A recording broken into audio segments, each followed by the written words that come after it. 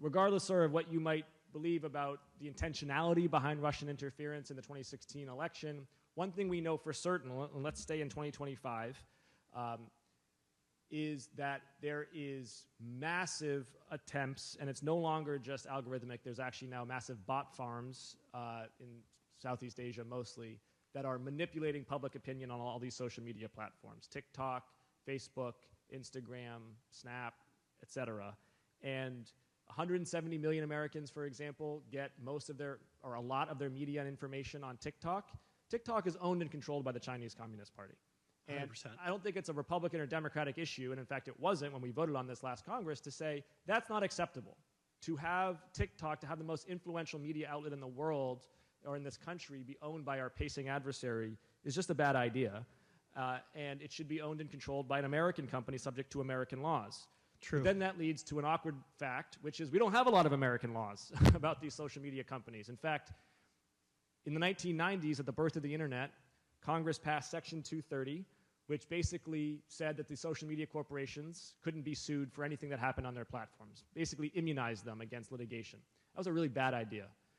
Just to give you a sense of what a bad idea it was, there's only two other industries that have that kind of immunity. The gun industry, who can't be sued by grieving parents in court since 2005, and the pharmacy benefit managers, who can't be sued for middlemen tactics as health insurance affiliates. So industries that go to Congress and ask not to be sued are kind of telling on themselves, because the question that Congress should be asking is, well, what are you doing that people keep on suing you for? Maybe knock that off, as opposed to us giving you blanket immunity. And so part of what we have to do for attention fracking is we got to revoke Section 230.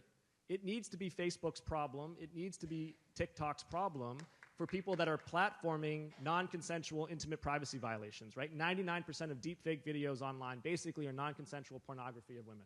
That's unacceptable, and they need to be liable for it. They need to be liable for defamation, for cyber harassment, for all these things that are torts in real life, but they just don't care about. We also need to raise the age of internet adulthood. Right now it's 13 and it's not enforceable. Can't enforce it. So basically, an 8-year-old can, and oftentimes does in this country, sign terms and conditions with these trillion-dollar corporations. That is inherently not a fair contract. There's no way that that contract is being signed with informed consent. And so we've got to raise the age of internet adulthood to at least 16 years old. And then finally, yeah, we should tax their revenue. They play all these shell games, they avoid all the taxation, and they've made trillions of dollars basically by monetizing your children's attention span and selling off their attention to the highest digital advertising bidder. And that money needs to go back into the American public. It needs to go into education and healthcare and things that actually help kids as opposed to turn them into products.